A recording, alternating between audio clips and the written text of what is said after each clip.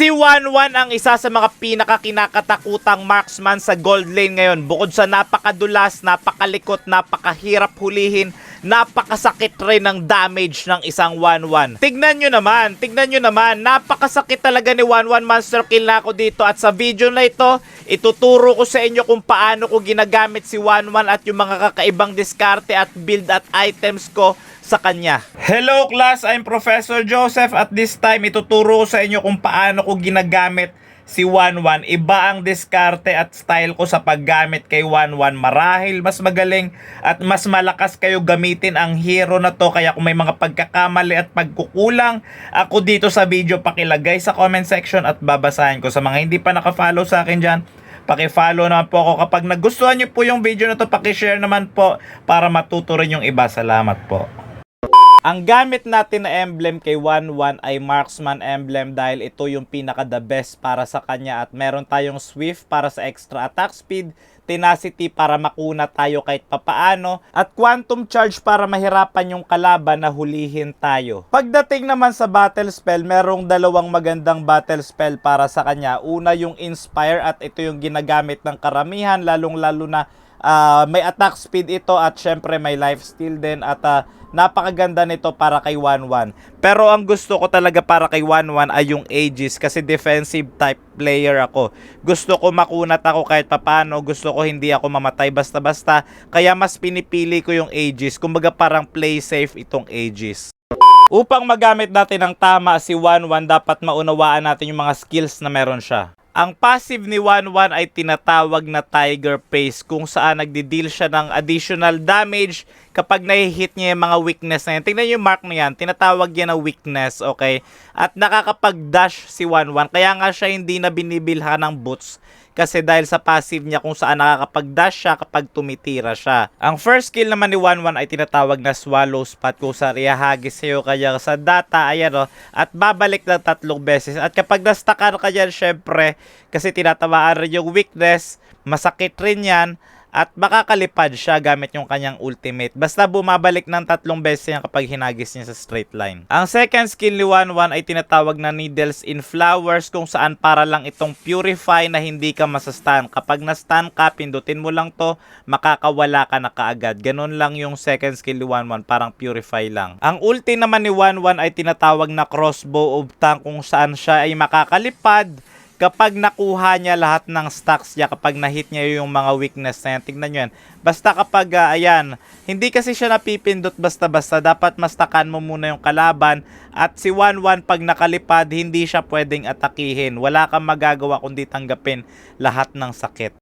Si Layla yung katapat natin, at alam ko naman na kayang-kaya ko si Layla. Kapag tapatan sa gold lane, tignan nyo rin at tansyahin kung mas malakas sa early game yung kalaban nyo. Hindi kasi pwedeng palag ka ng palag. At dahil nag-e-invade yung kalaban, kinakailangan natin tulungan yung ating mga kasamahan. Ayan, mapaparusahan si Minsitthar at si Karina naman makakatakas, at kinakailangan ko na bumalik sa gold lane. Wag na wag nyong papabayaan yung gold lane, kasi sayang kapag hindi nyo nakuha yung mga minions doon. Nakakuha na tayo ng Swift Crossbow at gagawin natin yung Corrosion Sight. Yung mga items na bibilhin ko, ilalagay ko na lang dito sa baba at ipapaliwanag ko isa-isa. Napakasarap gamitin ni 1-1, lalong-lalo na kung mayroong tank na maaasahan. Tingnan nyo mabuti, napakaganda ng mga ginagawa niya dito.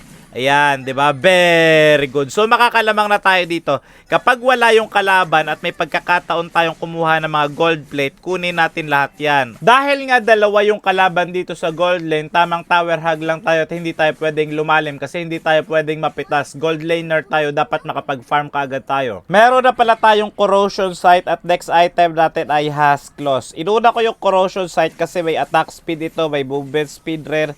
At napakaganda rito kasi na-slow rin yung kalaban. Samantalang yung Husk Claws naman, meron siyang critical, attack speed, at napakaganda rin ito kasi napakatindi ng lifesteal na ibibigay nito. Magkakaroon ng labanan dito at kamuntikan na ako dahil biglang lumabas si Karina. Buti na lang talaga may Aegis tayo, kaya parang wala siyang bawas dito. Napitas doon yung Harley, nakatakas naman yung Karina.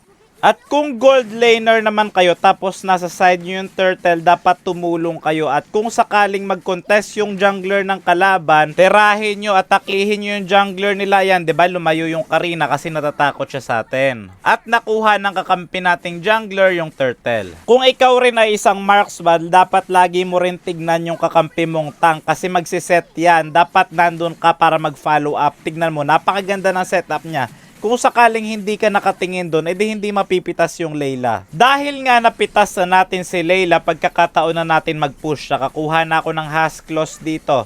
Kasi yung ibang gold laners, wala nang bantay dun sa lane nyo, paikot-ikot pa kayo, pupunta pa kayo sa mid, magpa-farm pa kayo. Dapat kapag wala na yung kalaban nyo dun sa lane, dapat i-push nyo. At syempre, nag-invade tayo dito, at yung Karina, kamuntika na siya dyan, buti na lang nakapag first kill siya. Ayan, 'di ba? Kapag mga ganyan sobrang aggressive natin, medyo natatakot rin yung kalaban. Merong psychological effect sa kanila 'yan. Yung first kill ni 1-1, gamitin nyo rin sa damo para malaman nyo kung merong kalaban doon. Ayun, 'di ba? Nakita ko yung Layla dahil tinamaan siya ng first kill ko na hinagis ko doon sa bush. Magbabak na sana ako dito kaso sinilubong tayo ng hindi natin kamag-anak na si Harit kasama pa si Karina at ako ay tutumba. Yan yung una at huli kong pagkakamali. Dapat matuto tayo sa mga pagkakamali natin. Kapag nagkamali tayo ng unang beses, dapat yun na rin yung huli. Next item natin ay Magic Blade at dediretso rin natin yan ng Rose Gold Meteor dahil napakaraming magic type sa kalaban. Karina, Harit at Guinevere. Kinakailangan natin ng pandepensa kaya Rose Gold Meteor yung the best. Mapipitas natin dito si Minsitar at kinakailangan na natin basagin yung Torre. Napakaganda na mabasag natin na habang maaga yung mid lane kasi magiging open yung jungle area ng kalaban kapag nabasag natin yung Torre sa gitnang middle lane. Mabubuo na yung ating Magic Blade, may shield tayo kapag maging low HP tayo, hindi na tayo basta-basta mapipitas. Magkakaroon ng labanan dito, dapat likod lang tayo, free it lang at mapipitas ko si Harit. Meron na tayong Rose Gold Meteor, pwede na tayo makipag 1v1 sa 5. Uulitin ko na naman, dapat lagi kayong tumingin sa tank kasi yung tank doon nagsisimula yung initiation nyo.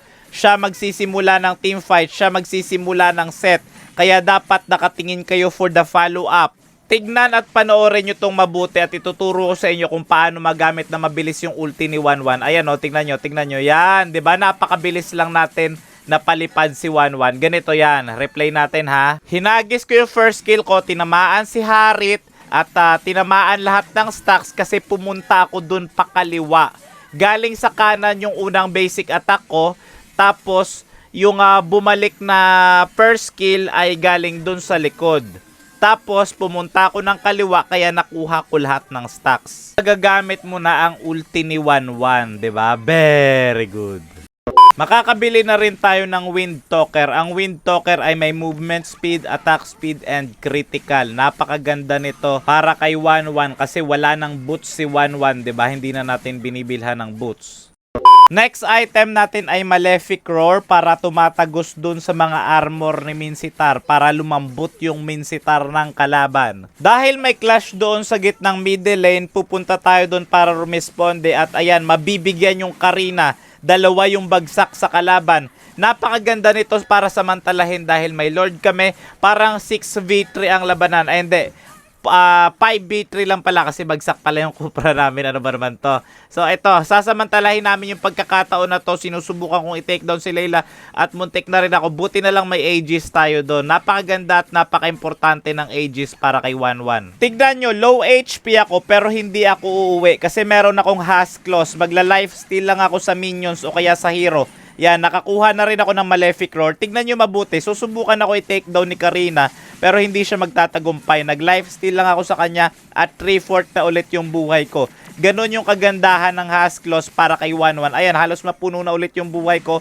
Ubus sila at tapos na ang laban. Thank you sa panonood at syempre, victory nga at legendary MVP tayo sa game na to. Pa-share na rin po kung may natutunan kayo. Thank you.